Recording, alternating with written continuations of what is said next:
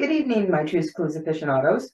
I hope you all are doing well out there, staying healthy, looking out for each other, ready to say something if you see something. I wanted to wish you a happy Valentine's Day, but I also wanted to provide you with a Valentine's Day horror story in keeping with my genre.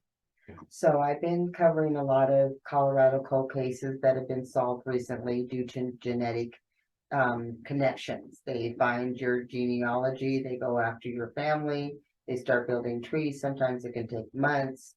Golden Gate Killer, everybody, but then they were able to go back and find out, who the perpetrators to these crimes are. If they're able to keep the DNA on file and have it viable, then they can go back and do this research. So, the case I want to talk to you is what I like to call the Lonely Hearts case. Because back in the 80s, we didn't have the technology that we had right now, and people use the newspaper a lot. And in using the newspaper, they definitely would place ads in the newspaper, like we do now. I can only imagine what some of the ads just said there, anyhow.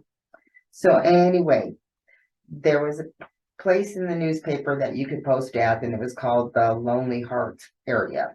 So this family became known as the Lonely Hearts. You are no longer here. Word. Bang, bang. Cassandra Rundle and her two children lived alone in Colorado Springs, Colorado, and in 1985 their home was violated and they were expired in their homes. The two women who lived there, I say women sparingly, because Cassandra was 37 and her daughter was 10. The son Dietrich was 12. The two women were expired and they were violated in the worst way. And then they were executed.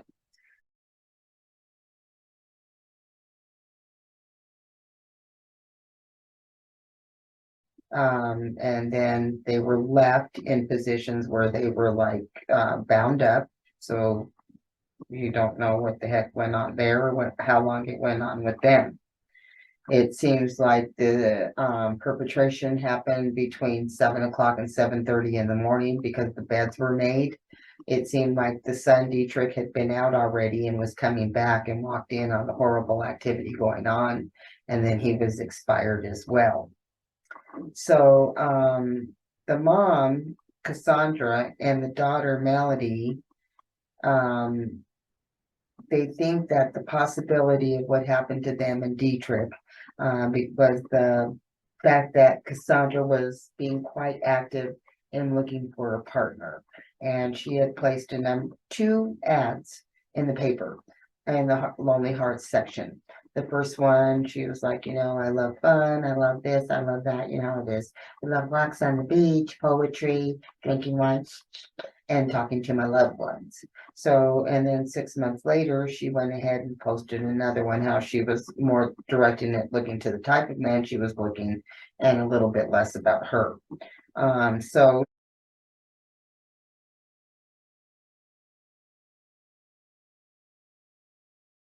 between that, I think she received like 82 replies, and then she had lunch with at least 12 gentlemen, which lunch is good. They can't find you, they don't know where you are, but she was actively pursuing, getting into a good relationship.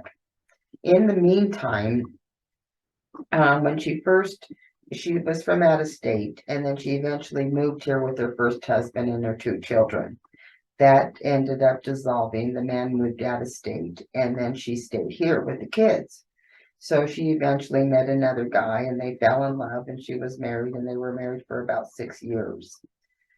She had completed school at the University of Northern Colorado. She also worked advocacy in her spare time in Colorado Springs. She also, in addition to being good friends with her ex-husband, they said they carried on more like a couple than a divorced couple, probably because they were good friends, but maybe knew that they were not good for each other. And then she had a boyfriend, and then she had another love interest that was coming over to visit her to drop off the present. And I guess that's how they showed up at this horrific scene here. And he was horrified to discover what happened to the family. He saw that Cassandra had been treated quite badly, that, she was tied, and the daughter too. They were like face down, and they had been like robbed of all of their oxygen. She tried desperately to get away. The 10-year-old fought with everything. I guess it was a big fight there to get this one put down. And I say that because there's no other words I can use because of the algorithms here. The son, Dietrich, was found in his own room with a bloody hockey stick by him. And he was not in pajamas, he was in street clothes.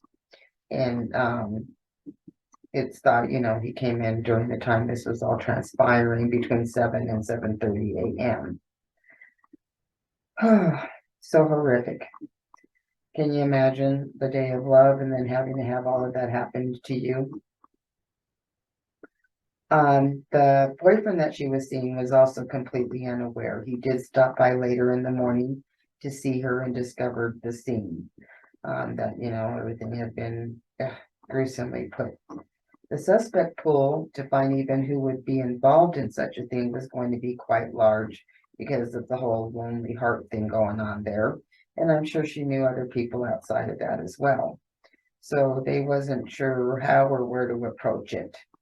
And they felt like the person who was the perpetrator had definitely been invited into the home because there was no sign of break-ins or anything like that, damage of them trying to get in. So whoever she knew, they felt she must have known well enough to bring in and have them around her children. I think she had made reference to being at a bar when she was talking to the second ex-husband because they were planning on getting together later. And she said, sure, as soon as I get rid of this person, we can do that. But we're not sure really if that's how it went down or not, because of the way the information is coming out. And then, interesting enough, then in 1992, a former Army soldier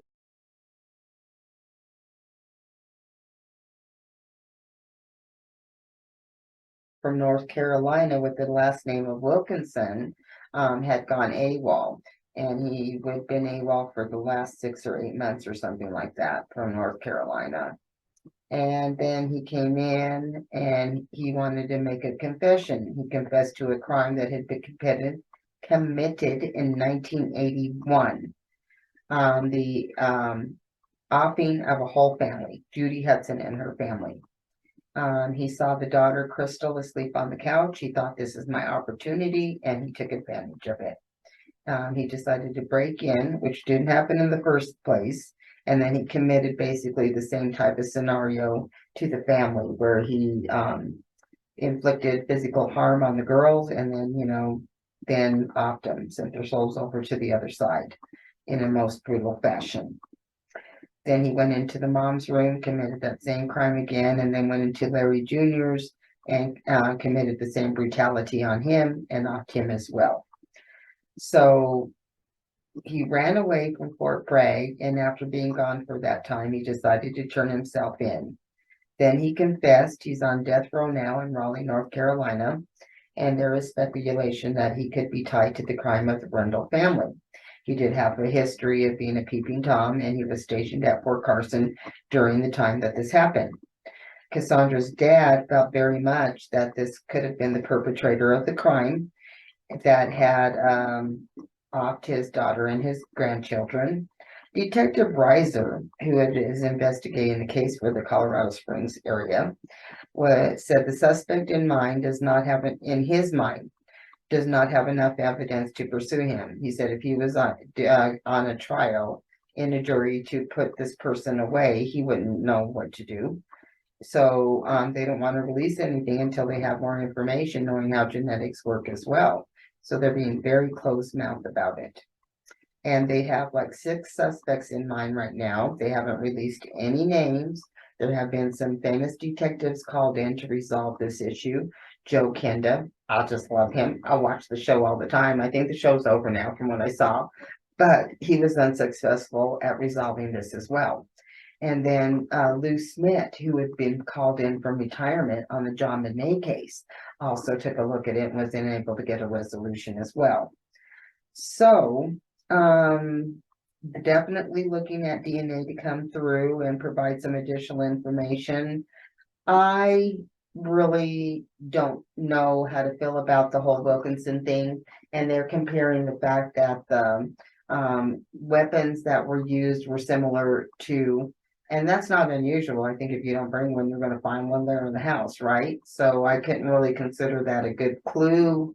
Maybe, I don't know. If you're going to make up that whole profile build up, maybe it does make a difference. But I think it's also a matter of convenience as well. But the fact is, they said in that article he broke in, and then when he would have been in a position to harm the other family in Colorado Springs, he was only 17 years old then. So unless he was coming at her for some different other reason, like friend or whatever, I don't think she was going to be interested in him because her friends have all said that she was definitely looking for a man of her own age. And I can understand that, there's more interest there. I'm not saying, that being a MILF or whatever they're called nowadays isn't a bad thing. It depends on what you're interested in. If you feel young at heart and you want to be more younger in mind, then you would, of course, gravitate that way. If you have more of an adult mind and you're feeling more cerebral, whatever, you may want to man your own age. The fact of the matter is that this brutality that was perpetrated on the family has not been solved. But I do feel in my gut that it is going to be solved because of genetics. And I think a lot of cold cases, not just here in Colorado, but across the United States and maybe the world itself, because genetics are getting to the place now where they can even tell if you've rode against somebody. What kind of genetics we're getting down to. I shudder to think what we don't even know about it. But anyway, happy Valentine's Day. I hope you like my Valentine's Day horror story. I look forward to talking to you in my next episode. Please hit the like and subscribe button and the alert so you know when my next show is going to be coming out. And I am really, really working hard to get my Patreon page up and going. So if you want to take a look at some extra footage, there'll be some there for you. And we get out there and we be just our normal selves. Because of this algorithm here, we're not going to do that anymore. So love you guys. Be safe. Take care. If you see something, say something. I look forward to you liking and subscribing.